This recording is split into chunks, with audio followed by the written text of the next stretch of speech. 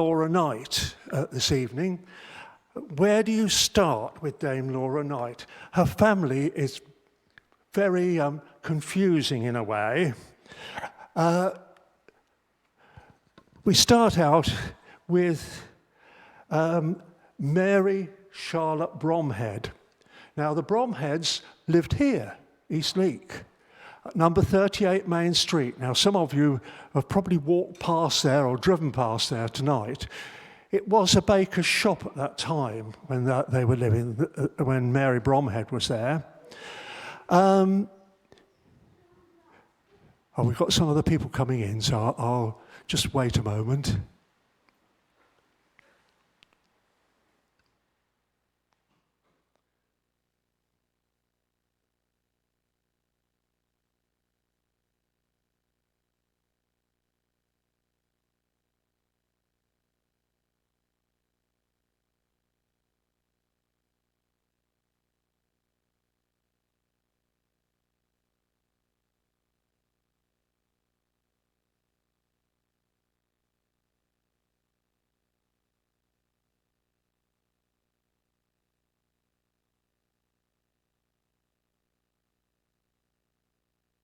Now, Mary Charlotte was a stay maker. Don't get many of those these days. And she, for some reason, ended up down in Brighton. It was a time when ladies were wearing stays and that to pull in their waists and things in the early 1800s. But during the time she was down there, she fell pregnant. A lot of stories about who the father of the baby was, that it might have been somebody from the aristocracy who were down at the court, the King's Court at Brighton Pavilion. We just don't know. It's kind of a lot of family hearsay. Now, she lost the baby after a few months. We don't quite know why, when it was a few months old, and she was somewhere near Dover at the time. But a marriage was arranged for her to Charles George Terre, a very French name, and he was in fact French.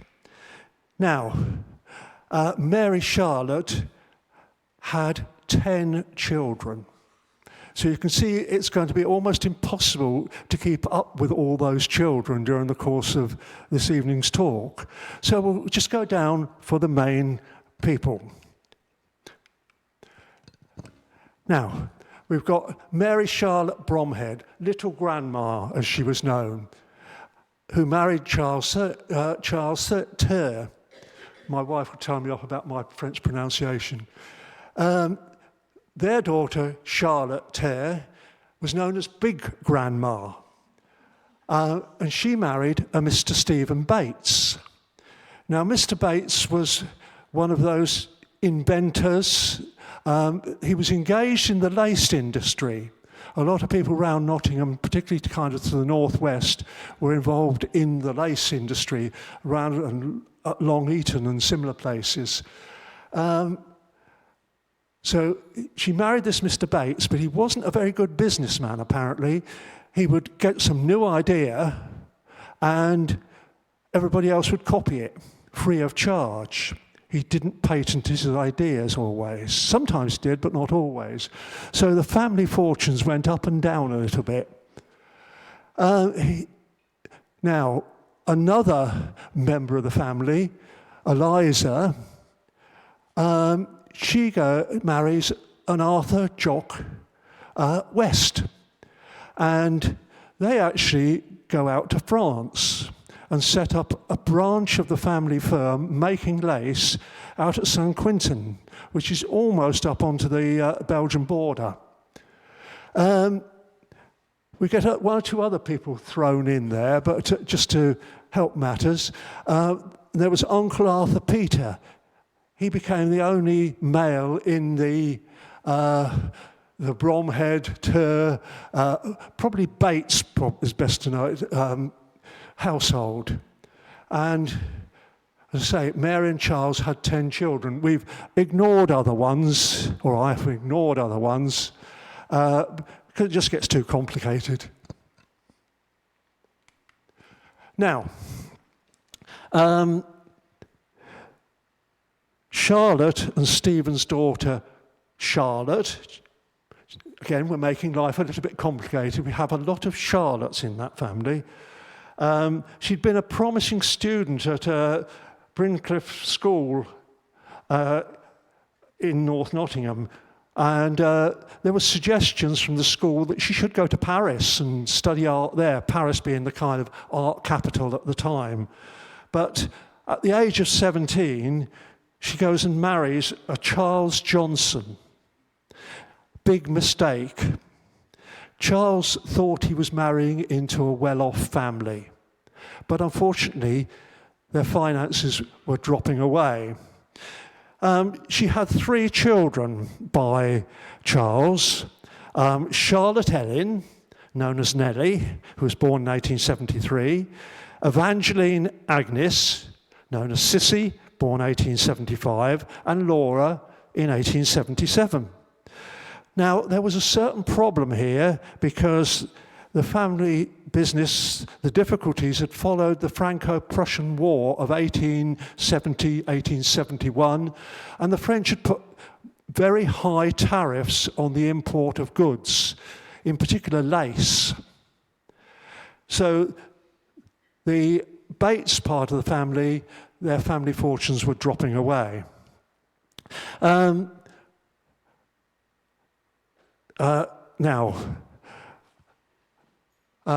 Big grandmother or big grandma, they decided that her daughter Charlotte was not doing very well with Mr. Johnson.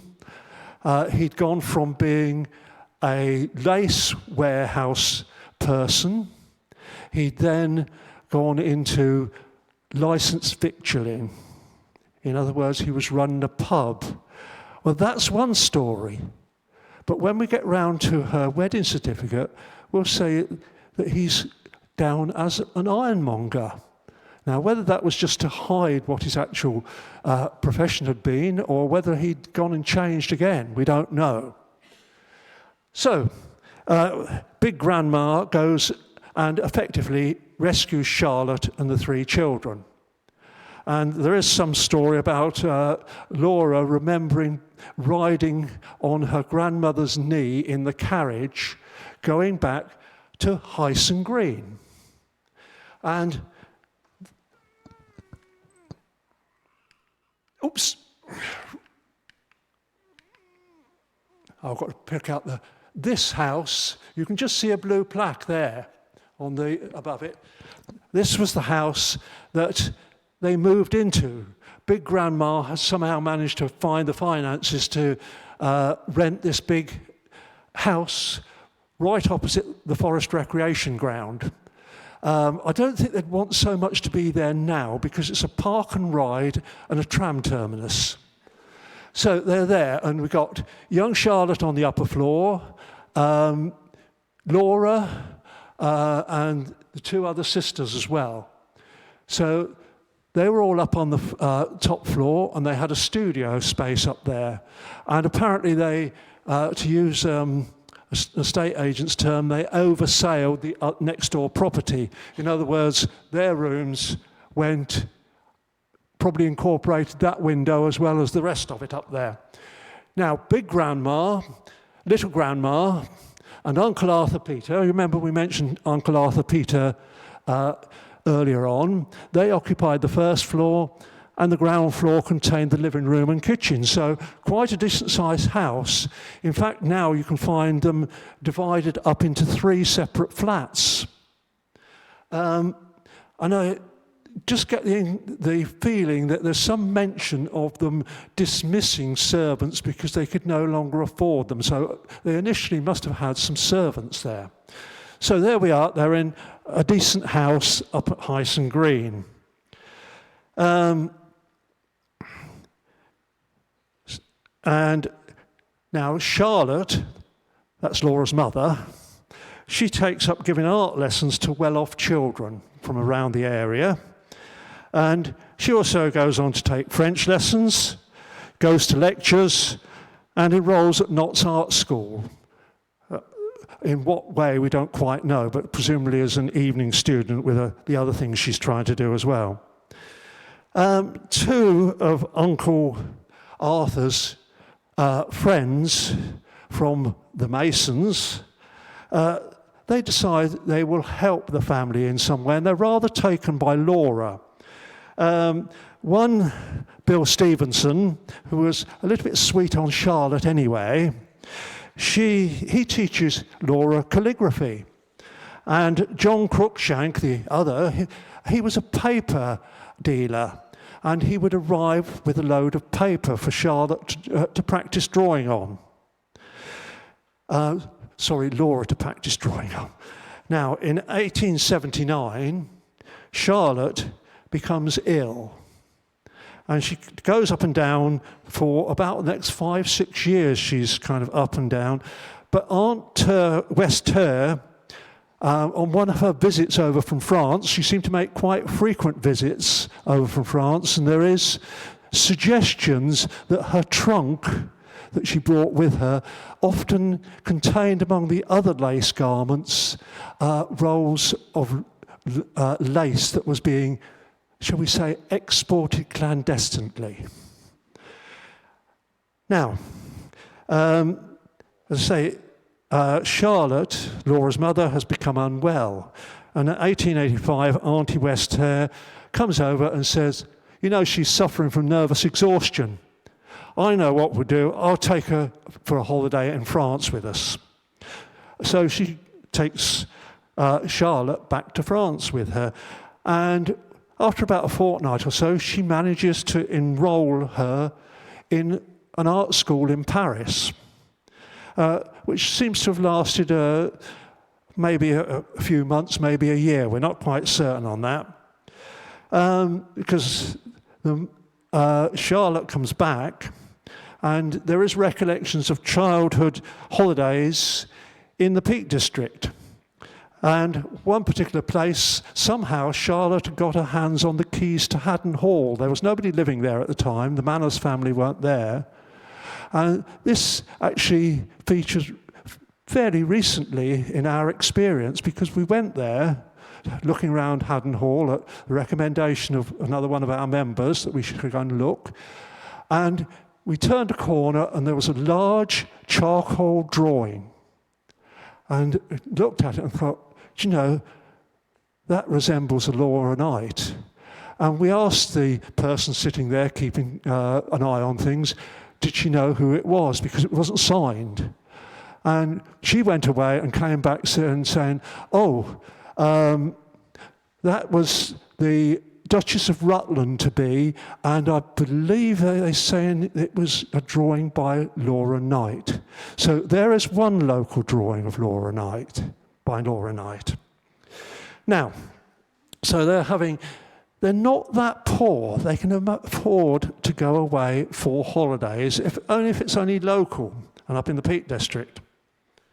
Laura and her sisters are enrolled in Brinscliffe School, where Charlotte teaches art, and they can put on, after her name, art teacher learnt in Paris. So we get Charlotte down as I say, an art teacher, but she gets free schooling for the 3 daughters. Quite an advantage. Now, they decide that they should, particularly Laura's education needs to be extended. So Big Gran, they're going over to see and stop with Auntie West-Ter. It's complicated, doesn't it? They're going over there. It sounds as though they were actually coming and going quite a lot. You know, the idea of the day trip to France, a bit longer than that, but they were coming and going. Uncle Arthur was going out there at times. They go out there, and unfortunately, the eldest sister, who is not very well when they leave, Nellie, within a few days, they receive a letter with a black edge.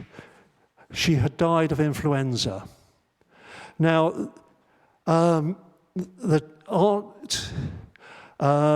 Aunt Tear West and Big Grandma decide they will have to go back to England to help out with matters.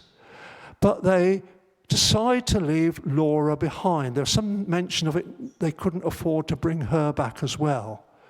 Now, you can possibly imagine just what it was like for Laura. She'd been enrolled in an art school, but it was not term time, and there was only one other girl around the place, and she was Irish, so at least they could understand what they were talking to each other when they were talking to each other. But she must have been in mourning for her sister and really feeling very, very low. St. Quentin apparently has been likened to the Wild West. Women hardly went on the streets unaccompanied by a male. It was that rough an area. The factory had a high wall round it and a guard dog. Laura wanted to get a kitten, but was told it'll end up being cooked by somebody if you get a cat. And they had a rather vicious guard dog, which Laura started to make friends with, but was told, don't make friends with it or it won't be any good as a guard dog. It was that type of part of France.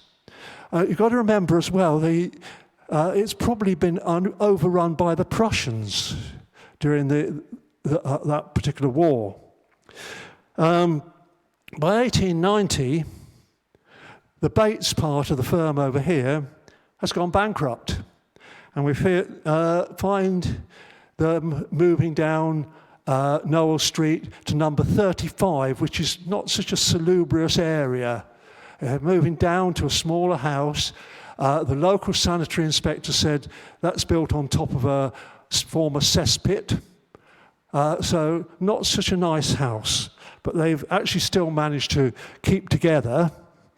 Now, we then get to the turning point in Laura's life. Somehow they managed, at the age of 13, her mother managed to get her enrolled at the Nottingham School of Art as an artisan student. Today they would be called a teaching technician or something similar, because one of her roles was to actually dress the model.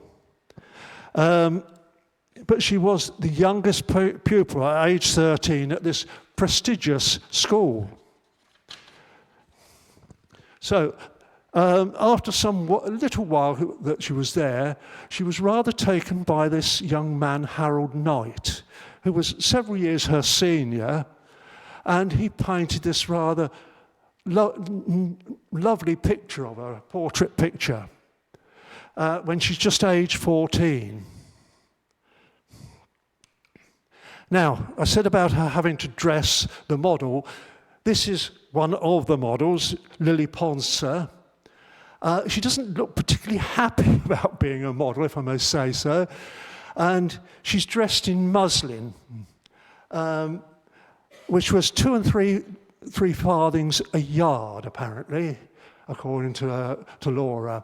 Now, the young ladies at the art school were not permitted to draw or paint live models, particularly those without clothes on. So she was able to paint Lily because Lily is clothed. Now, not very much later, Charlotte, Laura's mother, is taken ill and she dies of cancer after quite a long drawn-out illness, apparently, when the daughters would try to sit with her overnight. Laura takes over her classes at Brinscliffe School, but that's not to everybody's taste. She was paid 30 guineas a year for that, which might seem a lot of money to us, I suppose, or might seem a lot of money to her anyway.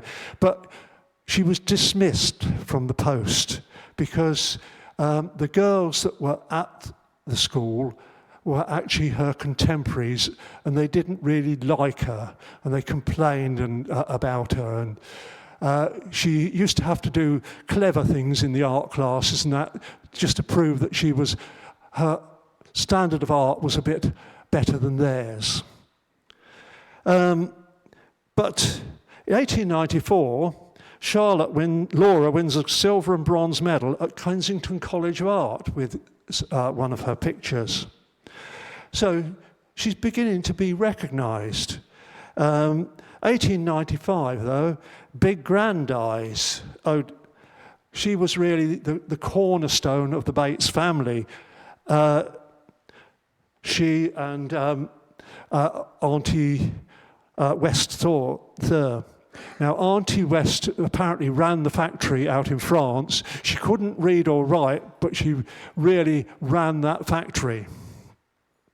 Now, later on during the year, Laura actually wins a gold medal, but she subsequently sells it for £5.07 to make a bit of money. Now, in the summer holiday, 1895, Harold is somehow persuaded to go along with his sister, Ethel, and their brother Edgar and Laura, and they all go to Skegness to paint.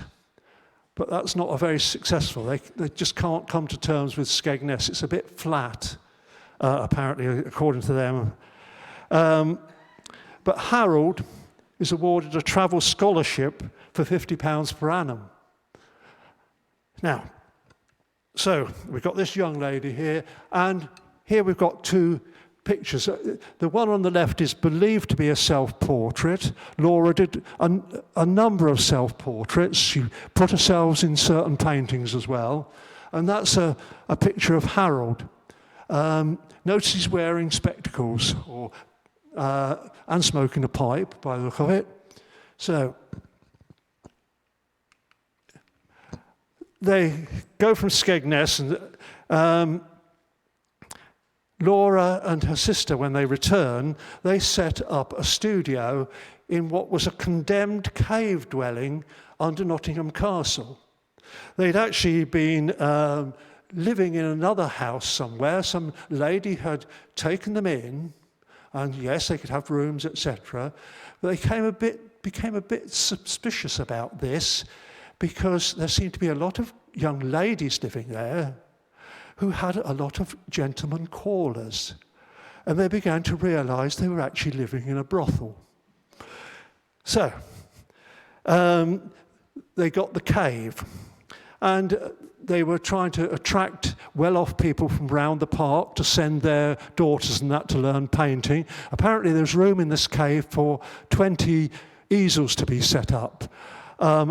And at the weekends, Harold would come bearing goodies in the food line, because the girls were existing mainly on porridge, of all things, but that's what they were existing on.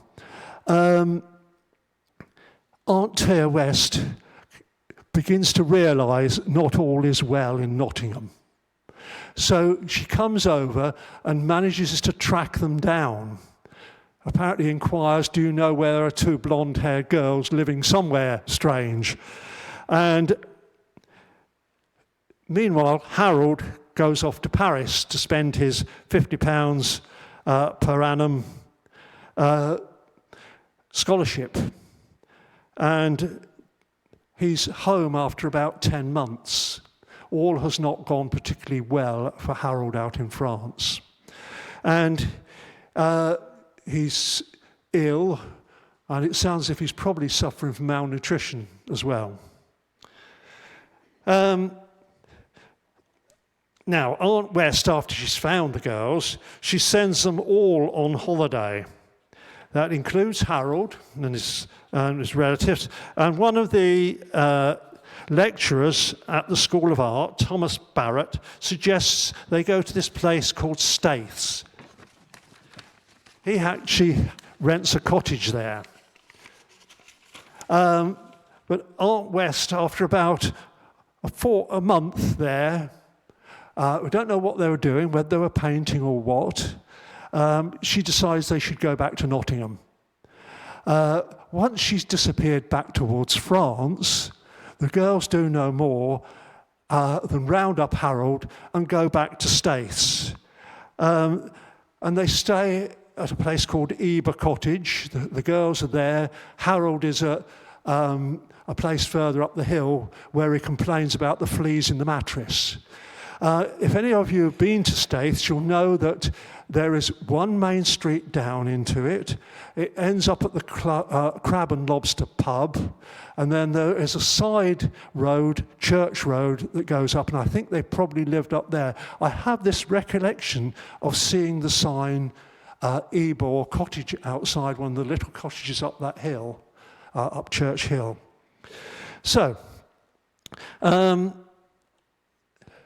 this is actually a photograph. It's in Staithes Little Heritage Centre, and it shows over here, we've got Laura sitting painting, and this gentleman here, Frederick, I can't quite read it from here, he's also painting, and somebody seems to have brought along an umbrella. Now, that was sometimes attributed to being Staithes, but when we looked at it, I thought, no, that's not right. And it turns out, recently I found out that it's actually Runswick Bay, which is a short distance down the coast from Staithes, it's basically over the headland.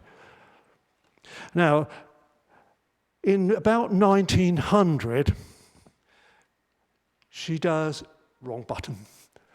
This is two portraits that really come a little bit later in the sequence, and this is a beach scene at Staithes, or purports to be a beach scene at Staithes. Notice this great big cliff here, and that's a breakwater there, and you've got a lot of rocks here, and these girls are supposedly in a similar place, but I have a feeling it could be Runswick Bay, or Laura has used artistic license and has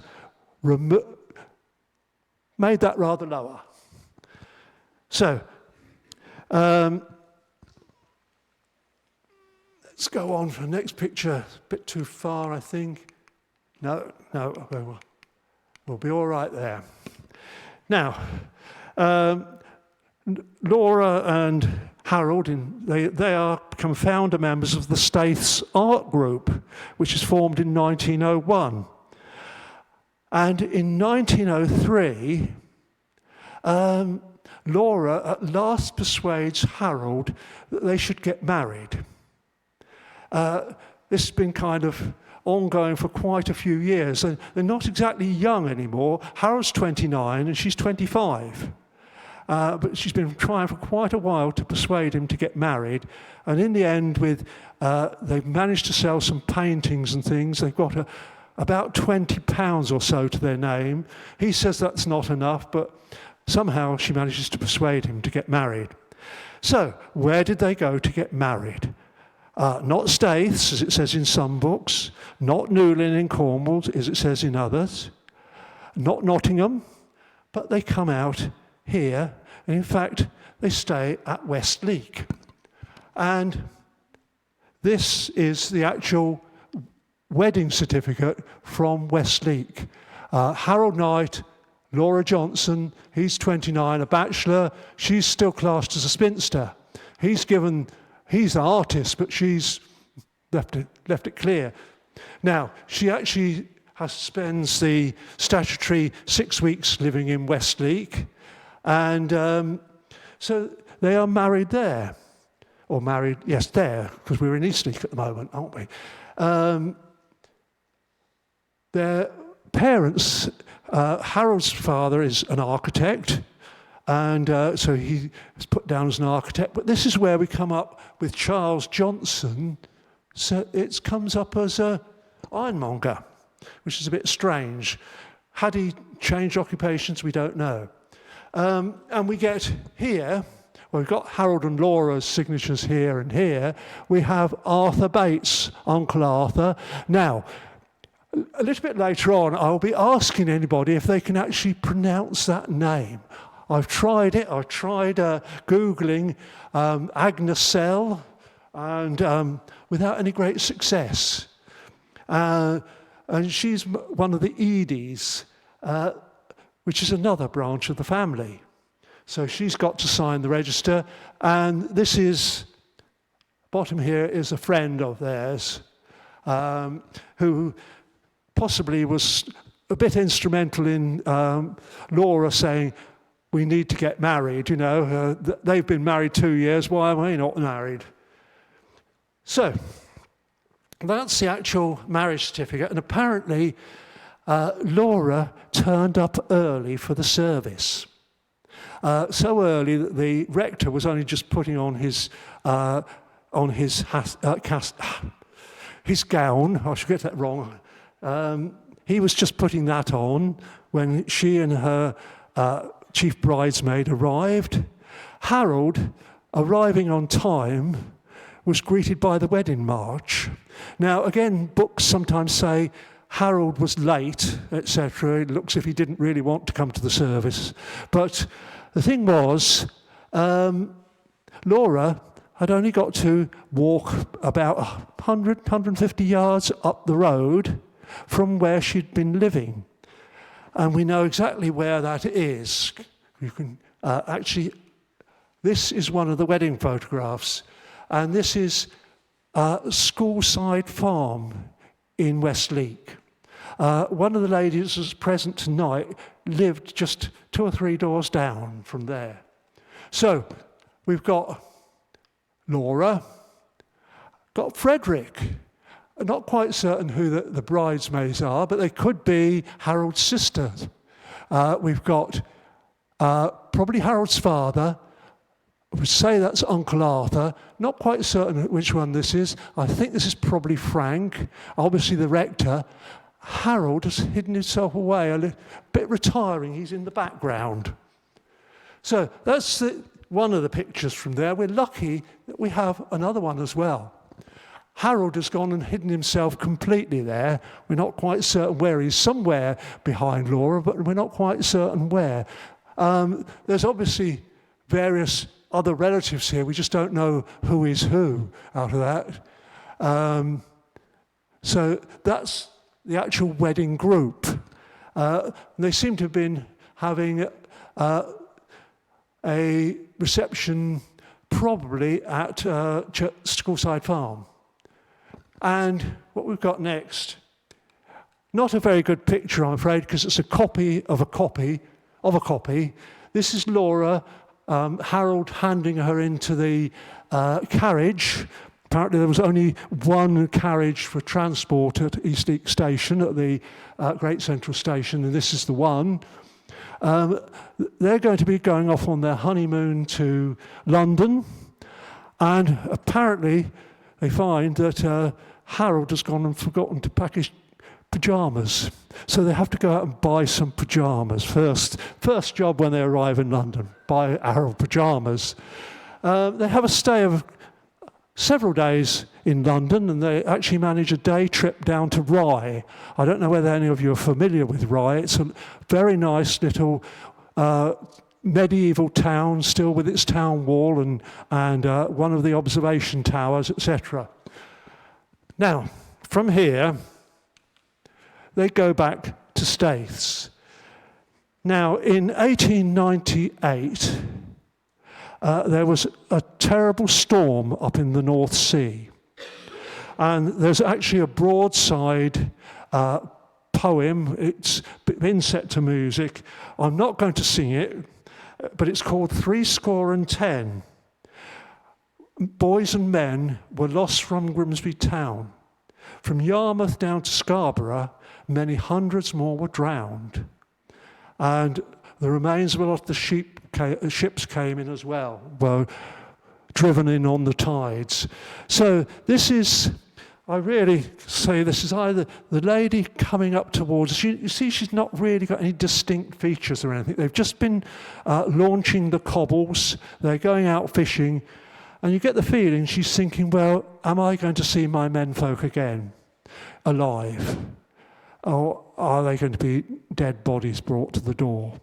Well, apparently every one of these seamen had their names embroidered into their clothing so they could be identified. being a fisherman was probably the most dangerous trade. It was probably more dangerous even than being a coal miner. And people were constantly being lost. And they recall a family, the Unthanks, rather an odd northeastern name. All three of the menfolk from there were drowned on one occasion. So this lady, she's walking away. But notice the man in his thigh boots. She's using a very limited palette of colour. Not a great range of colours. She might be using variations on the tone of the colours, but very little amount of colour. And this is another view at Staithes. Now, it's claimed to be mending nets, but the people, it's not quite certain. Another suggestion is they're baiting long lines. Now, certain fish tend to take bait off hooks, particularly things like mackerel. So this is a picture of them probably preparing those long lines. You notice that all the men are bearded. For one thing, it helps keep the seawater off your skin. So there we are. They are mending nets, preparatory to going to sea. Now, sorry, I keep on hitting the wrong button.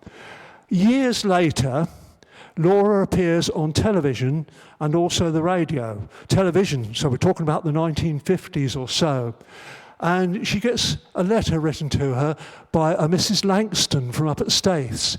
I don't know whether people can read that, but it says, "Please forgive my delay in answering your delightful letter. The name Langston takes me straight back to Staithes, the memory of which is beautiful in every way. Perhaps the happiest days of my life spent with the good, dear friends I made there. Great, good and wonderful people. They're all dear to my heart today. I wish I could have said something about Staithes in my BBC broadcast, but as you say, one cannot put a lifetime into just a few minutes, and there are more or less lots you must talk about. All the same, if I ever get the chance to tell of the love, help and sympathy I knew in Staithes, I shall bless the opportunity. You say you're not a good hand at letter writing.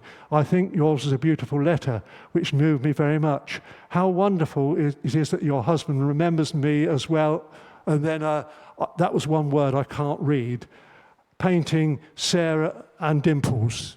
Now, I'm presuming that's probably a dog and a child. "With love to all my dear friends, affectionately yours, Laura Knight."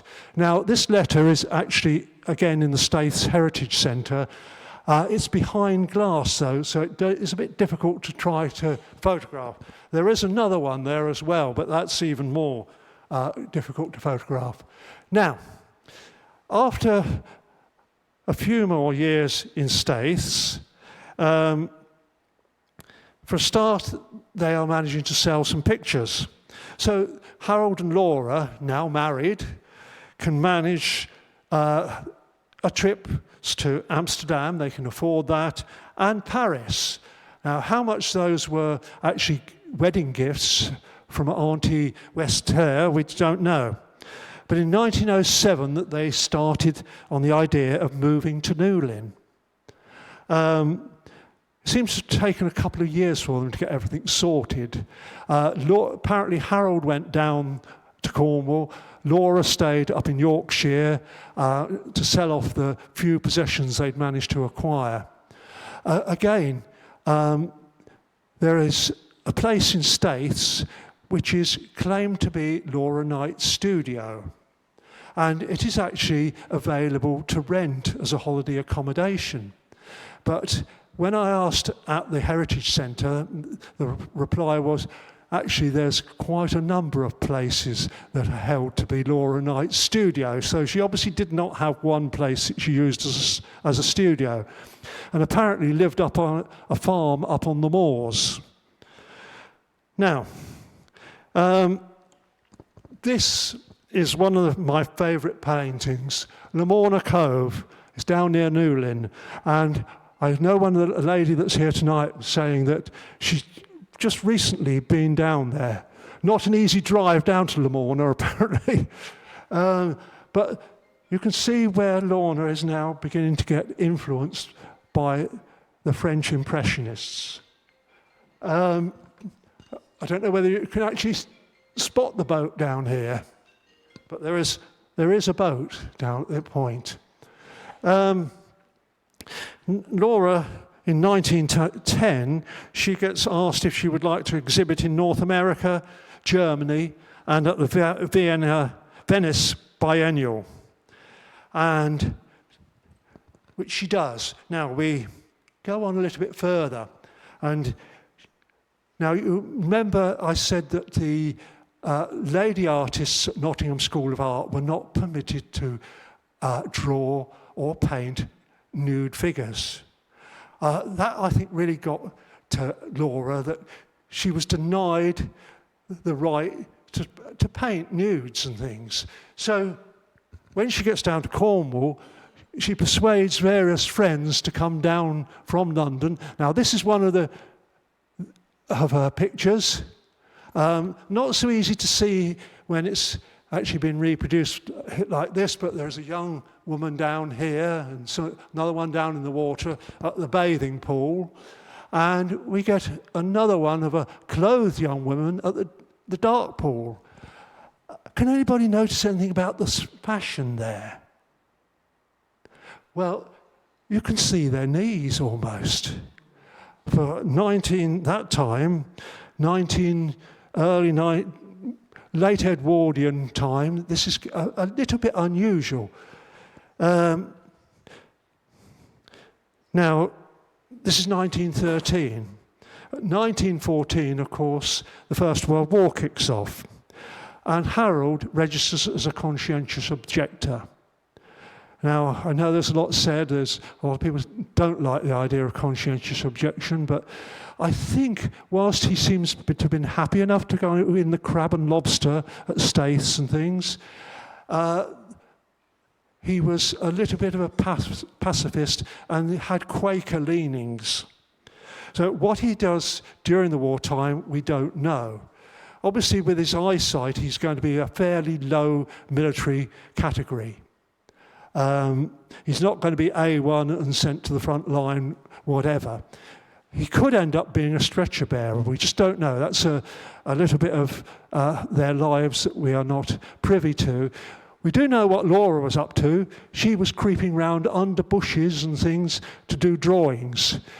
She had to keep out of sight when she was doing drawings, particularly near the coast, because it was a restricted area, and she could end up in prison for being down there doing drawings that might be of aid to the enemy. Now, but in 1916, Laura and Harold are invited to exhibit in the Carnegie Institute in America. So whether he was his conscientious objector status was kind of held, and yes, he can carry on painting because he can't actually see very well. But that's another picture we'll come to in a moment. In 1919 to 1921, again, they seem to have taken quite a long while to move. They move up to St John's Wood. London is becoming the place for art rather than Newlyn in Cornwall. Incidentally, while they are... No, it must have been after they're at St John's Wood, they must have kept up with some of their other friends, like Bernard Shaw and people.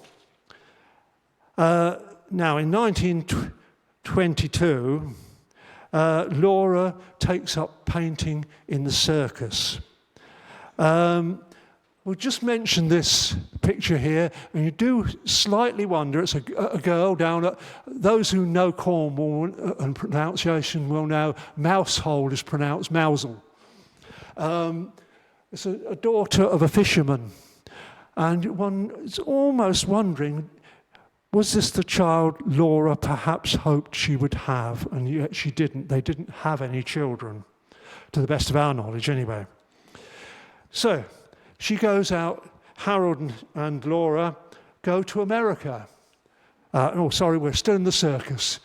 And she's been criticised in some circles because she was painting behind the scenes. She wasn't painting the exciting bit out in the arena.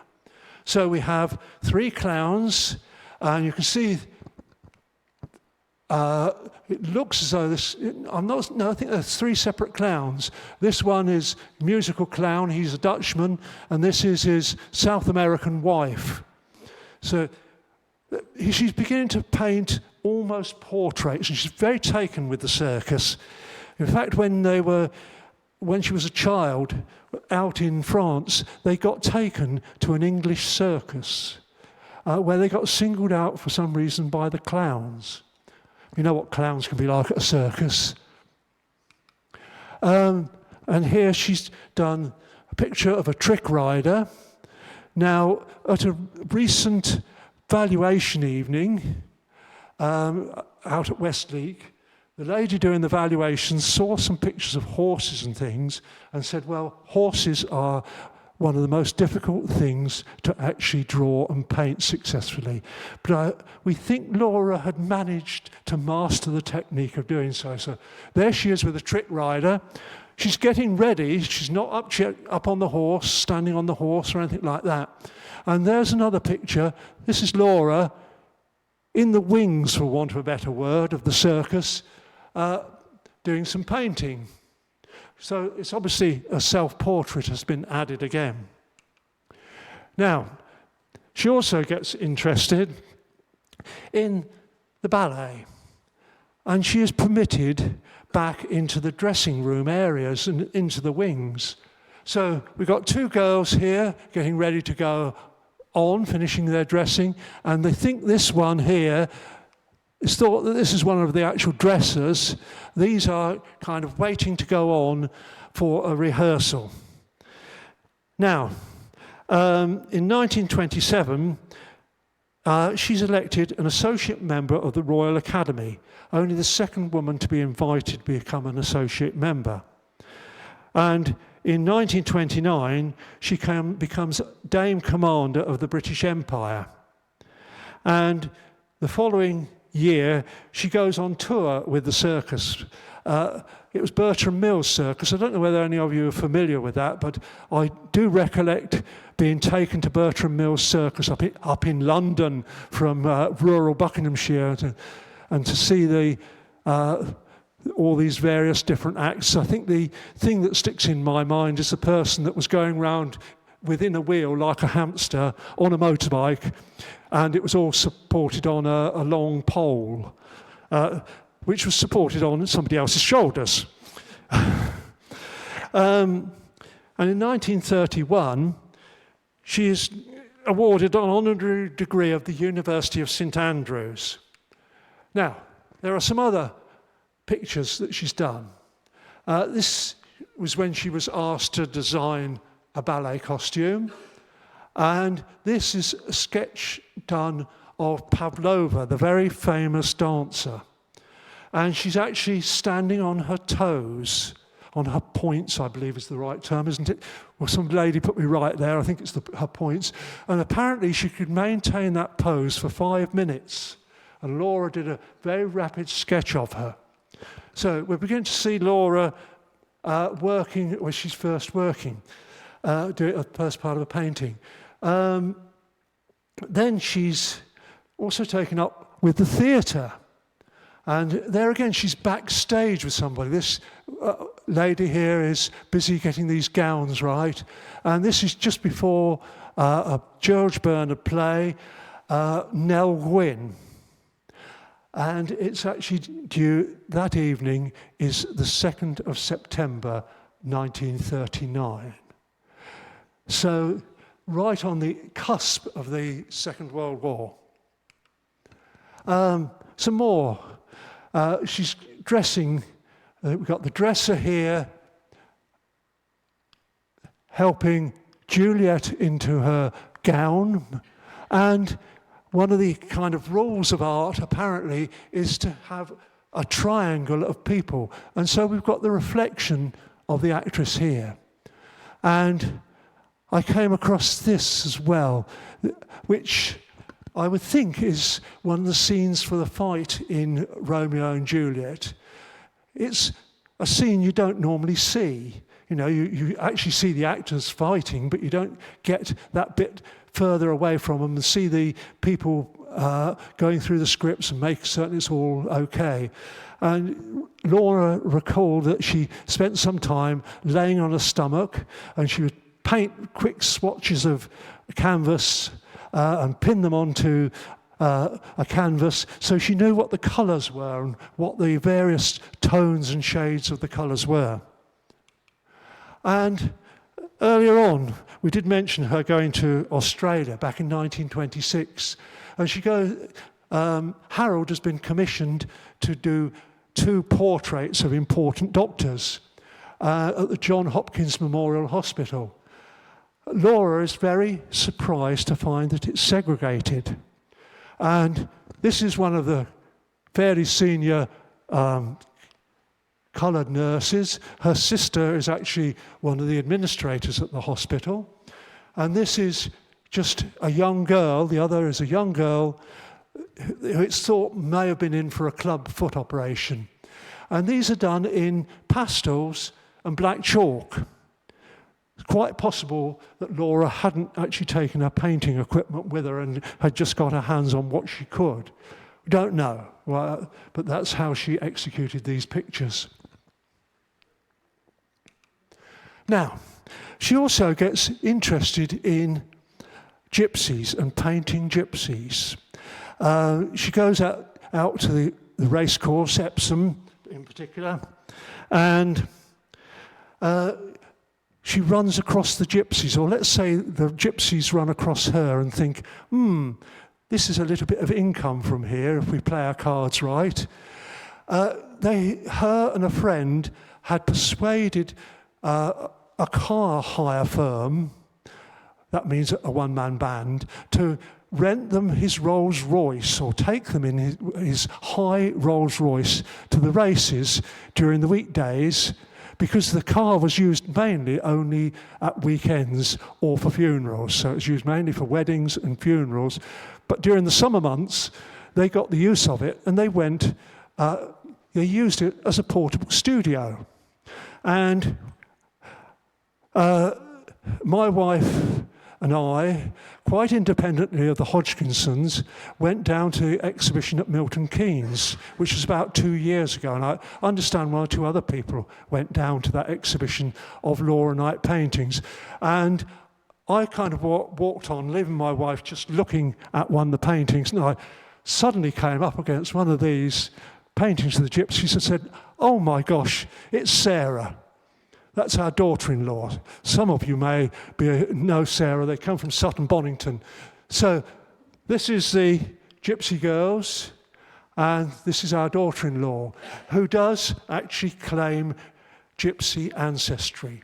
Apparently her great-grandmother did have a Vardo still in the garden somewhere when they went indoors, in other words, moved into a house.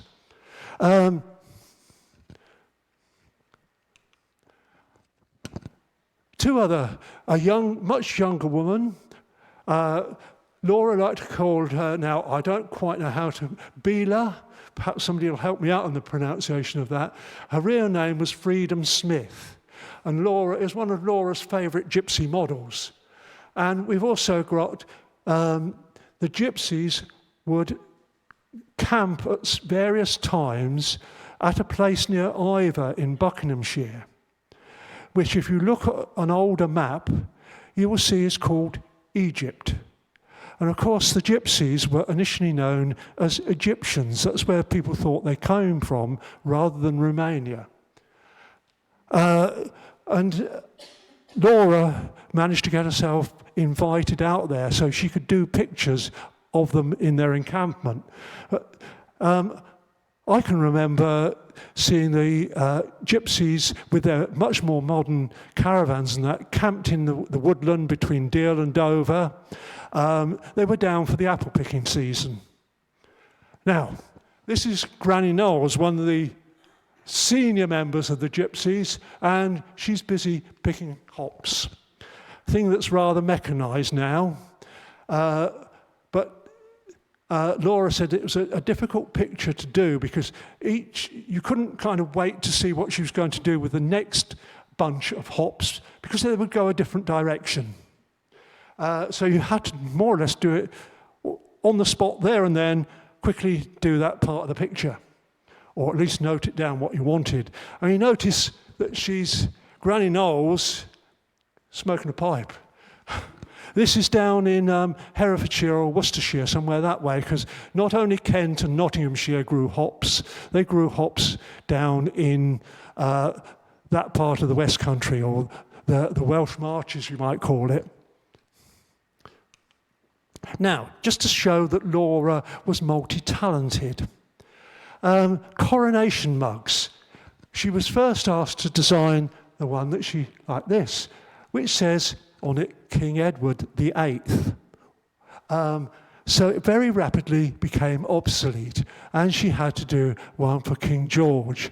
And you notice it, like all the King George coronation mugs, it represents both he and his wife Elizabeth. So there we are, she's designing them, and there's actually are photographs of her sitting painting some of them. And next door is another bit of ceramic ware. It's a Clarice Cliff dinner service. Now, if you've got any Clarice Cliff, you know that it's not cheap. Even reproductions of it were, quite a few years ago, were 70, 80 pounds. This is of the circus. It uses some of the drawings and pictures from the circus. And it's on record that Gracie Fields, the famous singer, paid £70 for a complete set of this. Now, if you happen to have some of that tucked away somewhere, you can probably add at least 2 zeros to that, if not 3. It's going to be a very valuable pieces of earthenware. It would be the complete set, not just those 2 items. And we get yet different mediums that she's working in. The first one on the left here is etching and dry point. Now, I've got a feeling that she actually drew that in America, because if you look there, it is a roundabout, and I think rather than an English set of galloping horses, where the horses go up and down, this is an American carousel. It's going anti-clockwise. Now, British galloping horses all went clockwise. The Americans decided not only would they not having their horses going up and down, they would have them going the wrong direction. And this shows just another medium she's working in. And this is, the other picture is country girls at a fair. So we've got her working on pottery, and we've got her doing etching and dry point. Can't cover everything that she's up to, but we can cover quite a lot. Now, we get round to the wartime, and she gets commissioned by the War Agricultural Committees, the War Ag, to do some pictures to encourage women into farming. This one on the left shows a young woman setting a plough. I imagine I might later on look at that with a lady that's here tonight, and we'll see if we can sort out exactly what she's doing there, because Laura used a lot of artistic license. Initially, she depicted 3 women, but the War Ag said, no, we don't want to give the idea there's a lot of women around to do this work. We only want 1 woman, and please tone down the horses a little bit. They're a bit too prominent. So that's one that she did for the War Ag. I don't know what kind of size it was, but we're beginning to run into some of Laura's large paintings. Now, when I say large, they're about 6 feet by 4 feet. They're not little things like this that you hang easily on your wall. And the next picture on the right-hand side is her. It's actually was, till I went and it was ploughing up an orchard, presumably to plant more crops into. Now this one is to 3 WAF heroines. They wanted her to paint all 3 separately, but they didn't like the price Laura wanted to charge for them. So they got her to do a singleton and a double at about £35 a piece. She was asking more like several £100 for the complete picture of the 3 of them. And as you can see, this is Corporal Josephine Robbins, Military Medal, Assistant Section Leader Elspeth Henderson, Military Medal, and Sergeant Helen Turner, Military Medal. Now, these 3 young ladies were at Biggin Hill in 1940 when the Luftwaffe decided to bomb Biggin Hill. And it actually hit the building they were in. A bomb hit the building, but they did not evacuate the building till they were instructed to by an officer. They stayed at their posts, for which they were awarded the Military Medal. Now, this bit here looks a little bit not quite right. And in fact, it isn't quite right because Laura had originally painted her holding a rifle. But the authorities said, no, women, non-combatants, can't picture them with a rifle or anything. But I do happen to know that WAF officers at some stage were issued with a fairly small, about 32 caliber, folding trigger pistol to carry somewhere about themselves. So the idea of her not holding a rifle, that was more propaganda than anything. The women don't fight. Now, we come to the round of the pieces that I was actually going to do in the first place. This was the original intention. This is at Longbridge, home of the Austin Motor Works. And this is where they're building the becoming obsolescent Sterling bomber. Again, she's used quite a bit of artistic license. You wouldn't want to actually build another fuselage section in front of an existing one. This would be wanting to come along the production line.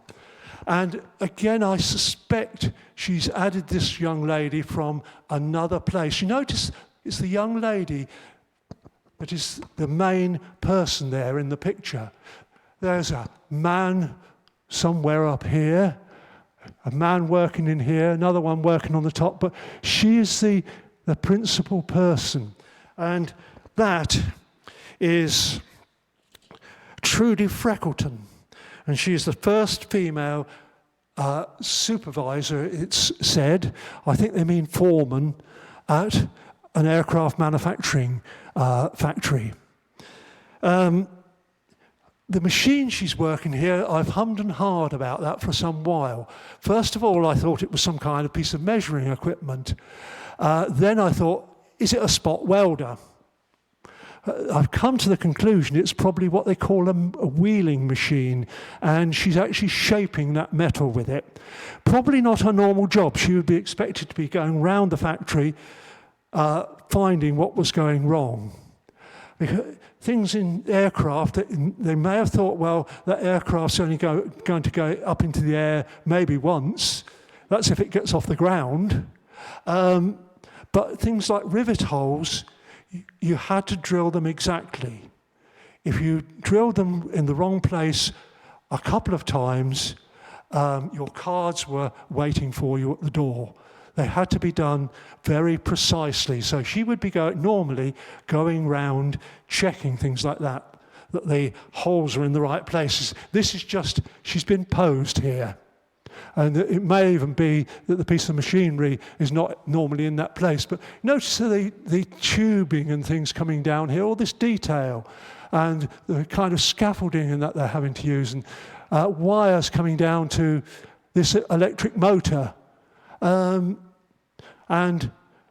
a cable jointer down here. Can't quite see whether she's got her foot on a pedal there or not. But that's the one in the Sterling bomber factory. Now, she actually asked the ministry for £750 for that, but they turned it down. no, that's too much money. But in the end, following the Second World War, Herbert Lord, the managing director of Austin's, he bought it for the firm. And here we have the one, possibly this and Lamorna Cove are the real two pictures that I would like to have on my wall. Only snag is, yes, we've probably got just about enough room on the wall, but as I say, they are large pictures. This is Ruby Loftus working in a Bofors gun manufacturing facility down in South Wales. She is supposed to be turning the breech of this Bofors gun. This is the breech part, and she's supposed to be putting a screw thread in there, but I have my doubts a little bit about that. And also, I'll say her hands are in completely the wrong places, but the detail here, this is what's got me, the detail, the shine on that knob, which would be bare metal, the shine on these bits and pieces, the swarf coming off here, you've got silvery grey swarf, which is cold. This part here is a slightly coppery red colour. It's hot. You notice she's wearing a hairnet, but, oh dear, no safety goggles or safety face guards or anything. I shall bore people now because I'm going to go on a bit about this one. A quick change tool post here. Here's the lathe tool doing the cutting in there. Her hands, you would not normally have your hand on the tool post, nor would you have your hand over here. That hand is resting on what's called a Norton quick change gearbox, which is normally the other end of the lathe. But she's got all the details here. If you see this little white bit here, this is the cutting fluid, the lubricant. All these details, somehow she's got them down. It's really a tremendous picture. This is a key for locking the carriage onto the slideways. This is the top slide. This is a spare lathe tool waiting to be installed. The idea of this tool post was you could actually put 4 tools in it, loosen the knob at the top here, swing it round and put the next tool in. Ruby becomes a minor celebrity. She's taken round various factories, etc., and her picture goes on the wall and etc. If you see the full-size picture, you'll also observe there's people working over here in the background. So Laura hasn't concentrated solely on this young woman. She's added the other people in the background. Notice it's coming back to being a portrait as well. Now, following the Second World War, of course, there was the Nuremberg trials. And Laura was invited to go along and do paintings or drawings at those trials. Her drawings actually show some people a little bit more clearly. That, I believe, is Hermann Göring. But in the original sketch, it's very clearly Hermann Göring. He has a personal guard here at the end, or to keep an eye on him. I don't know quite how much this did to Laura's thoughts and things, hearing the terrible happenings in Germany. And she actually got taken round Nuremberg and was shown the burnt-out buildings and everything else. And she seems to have reverted almost to a Staith's type drawing here of the women leaving the boats after the boats have been launched.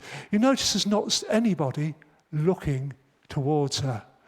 They're all looking away.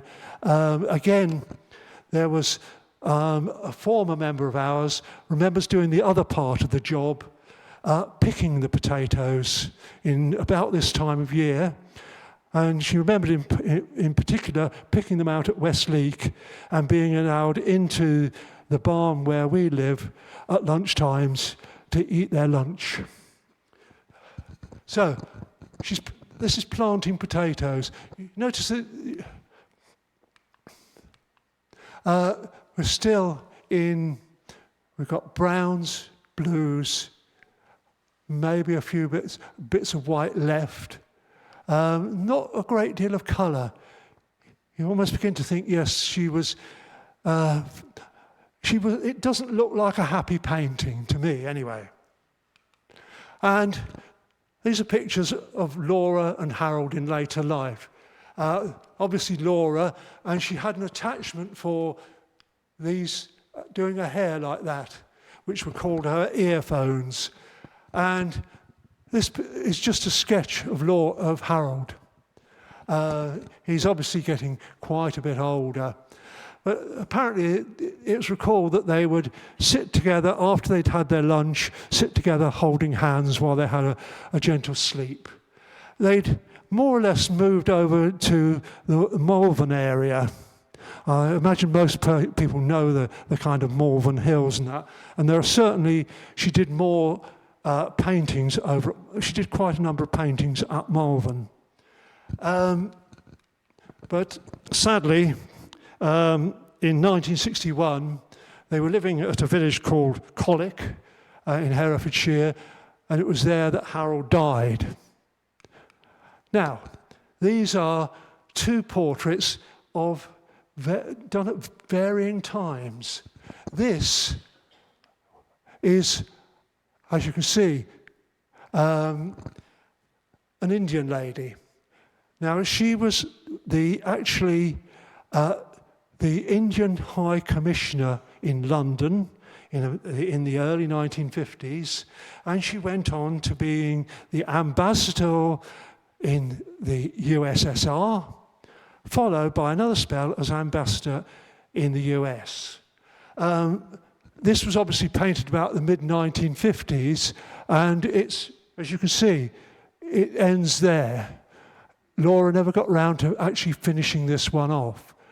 And what I haven't mentioned is, back in the 1930s, 1933, if I remember right, let's go, yes, 1933, she slips in the bathroom where they're staying, and she breaks one of her legs very badly.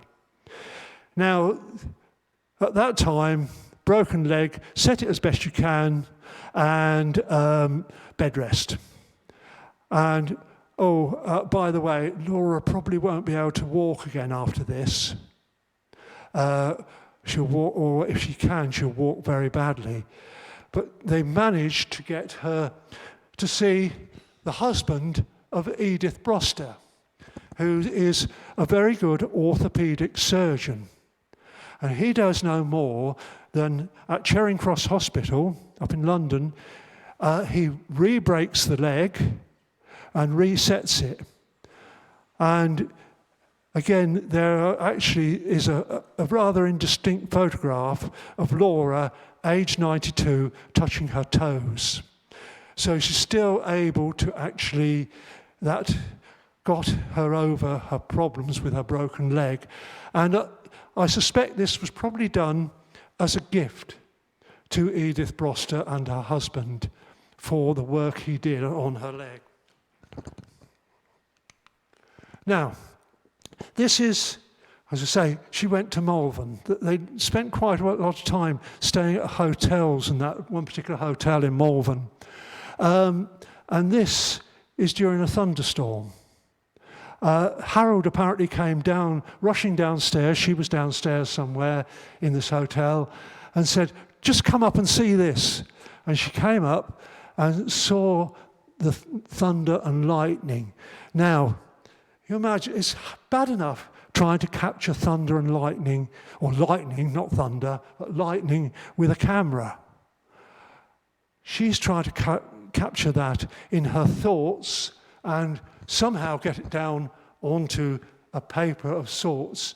You see how the lightning has highlighted these sides of the buildings, the cathedral, the church and things. And she's actually managed to, perhaps that's a bit of memory, the actual lightning strike. But you can see there are people rushing along in the storm. Very unwisely, they've got their umbrellas up.